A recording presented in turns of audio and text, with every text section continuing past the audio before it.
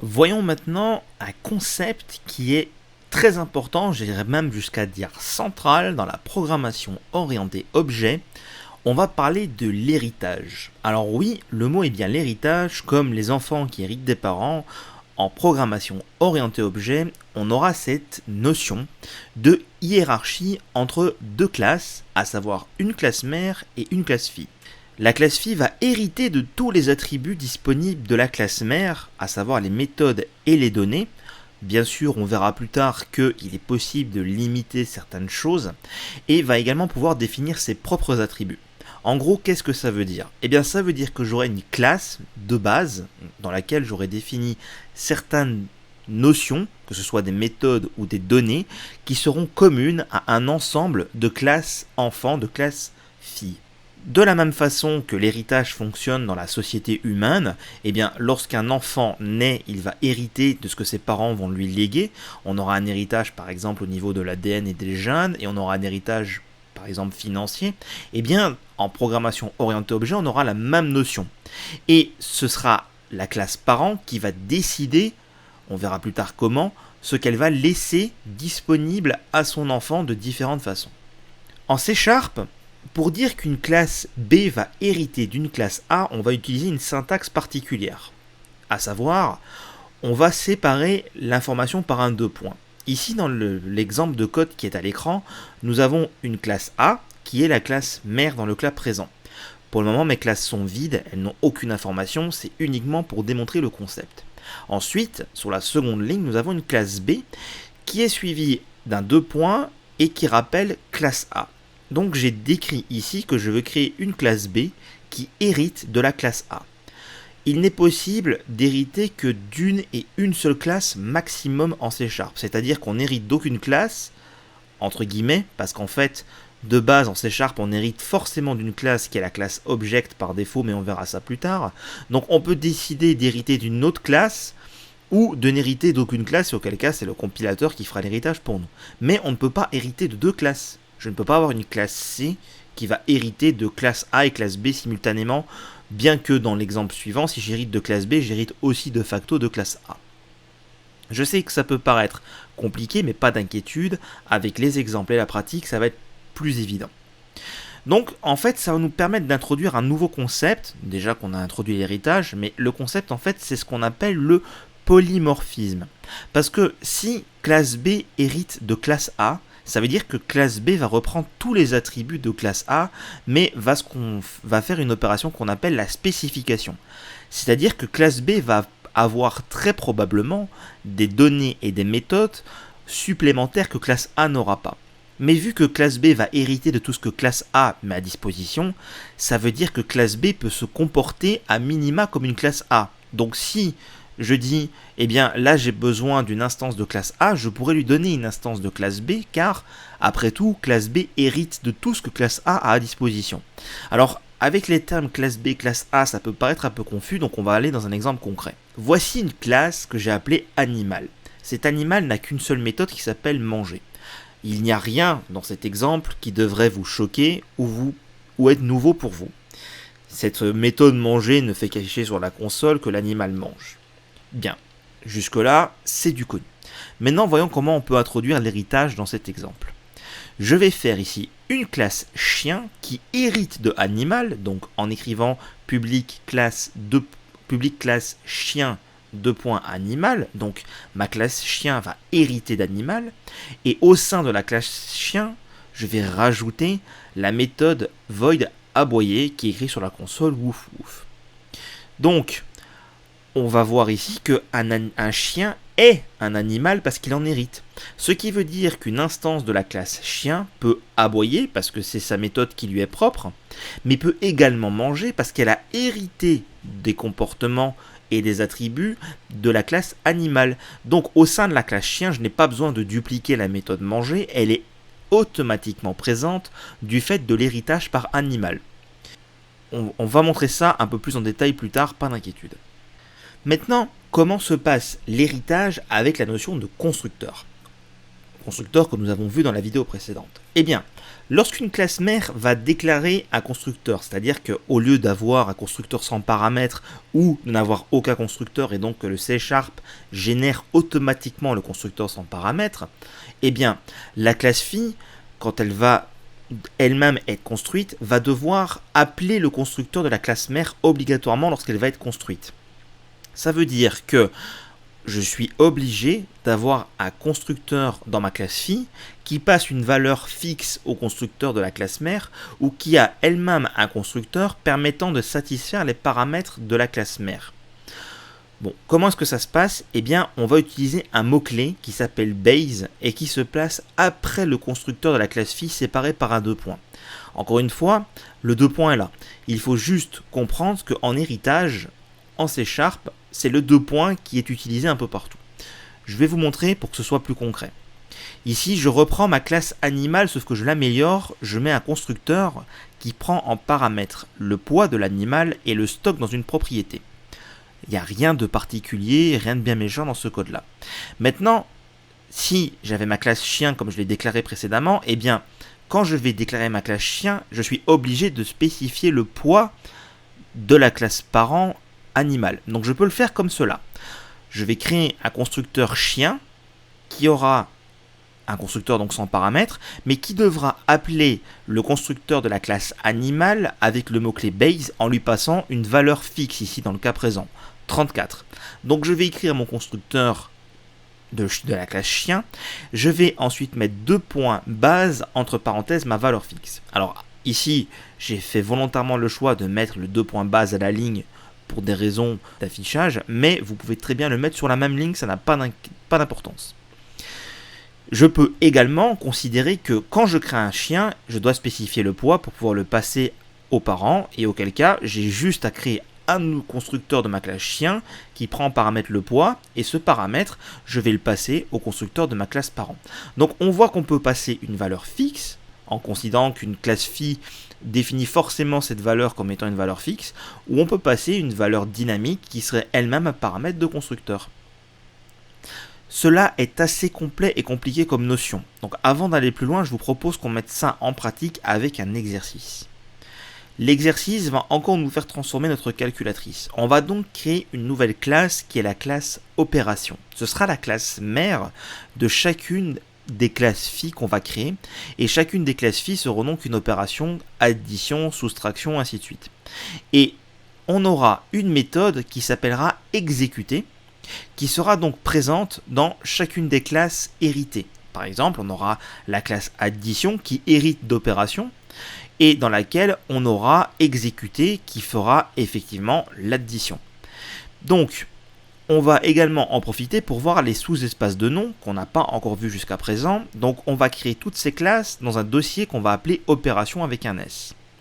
Et je vous donne un indice pour que vous compreniez l'utilité de faire cet héritage, même s'il n'est pas forcément nécessaire. Notre classe de base opération prendra les deux opérandes, à savoir opérande droite, opérande gauche, dans son constructeur, ce qui veut dire que toutes les classes phi qui vont hériter de opération auront donc directement les deux propriétés opérande gauche et opérande droite de disponibles, mais devront également les prendre en paramètres de constructeur pour les passer à la classe mère. Je vous laisse donc mettre la vidéo en pause, éventuellement revenir en arrière pour voir la syntaxe, et je vous donne rendez-vous dans quelques secondes pour le corriger de cet exercice. Dans le cadre de cet exercice, afin de pratiquer la notion d'héritage, nous allons créer la classe de base, la classe mère opération, et nous allons faire hériter pour chacune des opérations qu'on veut implémenter, une classe, par exemple la classe addition qui va hériter d'opérations, afin de mutualiser le comportement de construction d'une opération dans la classe mère. Je vais commencer par créer un nouveau dossier, donc j'ai ici un bouton New Folder, sinon je peux faire un clic droit New Folder, c'est exactement la même chose, et je vais donc l'appeler opération avec un S.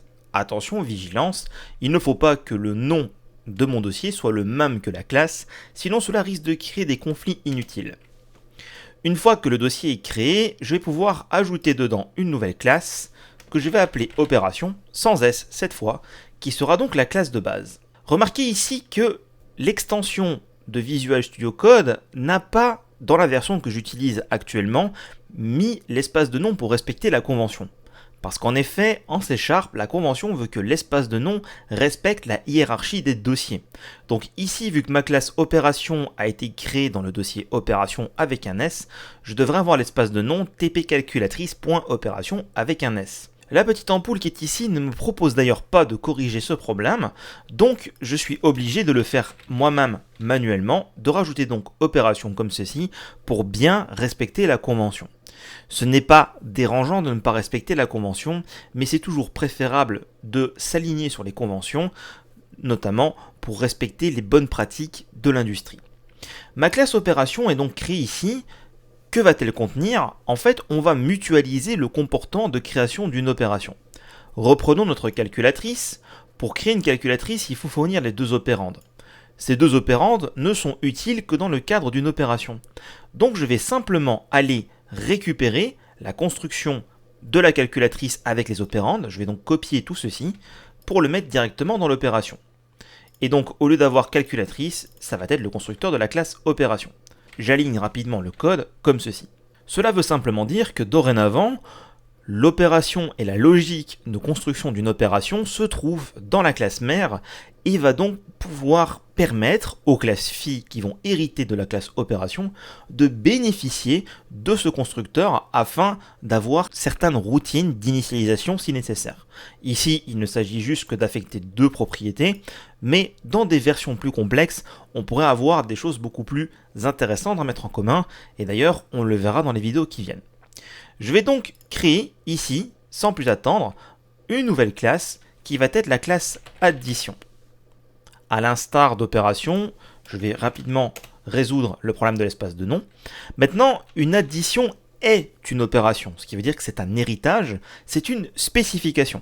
Pour spécifier qu'une addition est une opération, je vais donc faire hériter la classe addition de la classe opération. Pour ceci, je vais mettre un 2 points et je vais rajouter opération. Étant donné que je suis dans le même espace de nom pour l'addition que pour l'opération, je n'ai pas besoin de faire de using. Donc si de votre côté la classe opération n'a pas été trouvée, c'est peut-être qu'elles ne se trouvent toutes les deux pas dans le même espace de nom. N'hésitez pas à faire le using si besoin. Je vais donc avoir ici une erreur de compilation parce qu'en fait, la classe addition ne peut pas hériter d'opération sans fournir les paramètres de constructeur attendus par la classe opération. Et oui, vu que addition hérite d'opération, elle hérite de son comportement et donc elle hérite de sa façon d'être construite. Bien heureusement, si je me mets sur addition ici, Visual Studio Code me propose avec la petite ampoule de générer le constructeur qui prend en paramètre les deux opérandes et les fournit directement à la classe de base, donc à la classe opération. Visual Studio Code va vous faire gagner un temps précieux. N'hésitez pas à utiliser la petite ampoule chaque fois que vous le pouvez pour avoir de l'aide dans l'écriture de votre code. Mais ici, prenons le temps rapidement d'analyser ce qu'il a fait et n'hésitez pas d'ailleurs à éviter au début d'utiliser la petite ampoule pour faire ce genre de procédé afin d'apprendre la syntaxe. La seule chose que Visual Studio Code a fait, c'est me créer le constructeur de la classe addition et vu que il est nécessaire de spécifier pour créer une opération les deux paramètres, le constructeur de ma classe addition les prend en paramètres et les envoie à la classe parent par le biais de cette syntaxe .base, donc la classe de base, et en fait ça c'est l'appel du constructeur de la classe de base en lui passant les deux paramètres. Soyez quand même vigilant à ne pas intervertir les paramètres, soit ici en entrée, soit ici en passage de paramètres, pour éviter d'avoir de mauvaises surprises lors de l'exécution des opérations. À partir de là, j'ai donc créé ma classe addition qui hérite d'opération, et du fait de l'héritage, car la classe opération définit le constructeur, j'ai été obligé de créer un constructeur pour ma classe addition qui envoie les paramètres de sa propre construction à la classe mère afin que celle-ci se charge de les stocker dans les propriétés pour pouvoir les utiliser.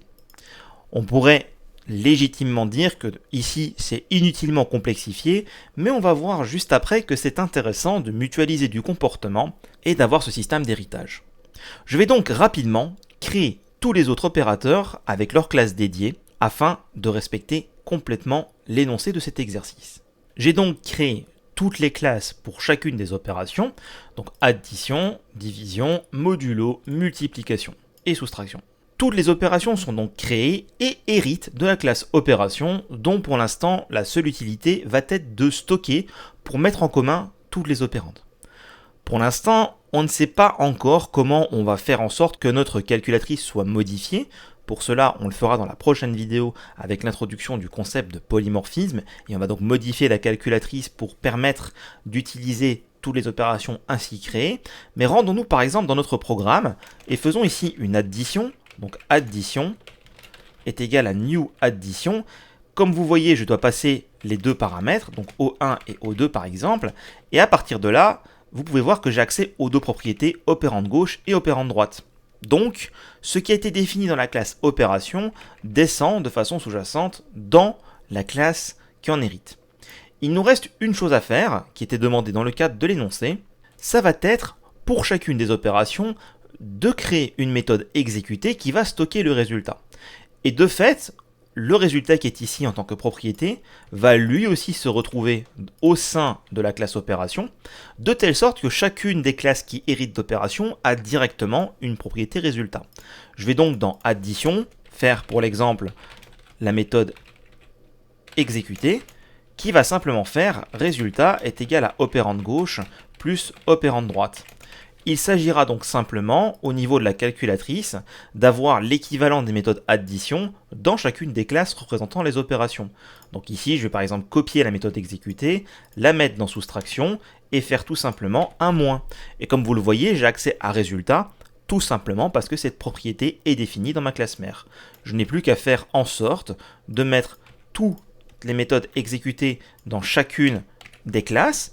Soyons donc vigilants ici, si opérande droite est différente de 0, dans ce cas-là, je mets dans le résultat la division.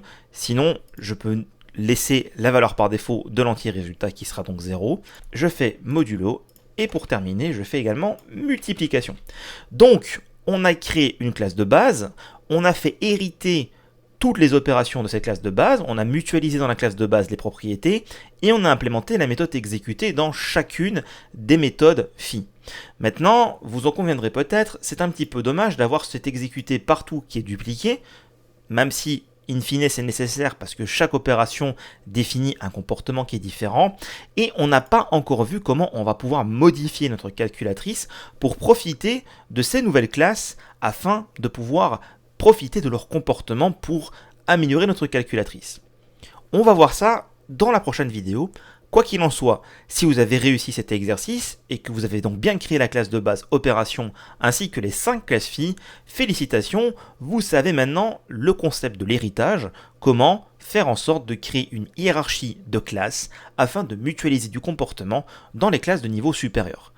N'hésitez pas à revoir la vidéo si ce n'est pas totalement clair, car ça va être essentiel de comprendre ce qu'on a fait ici avant de passer à la vidéo suivante.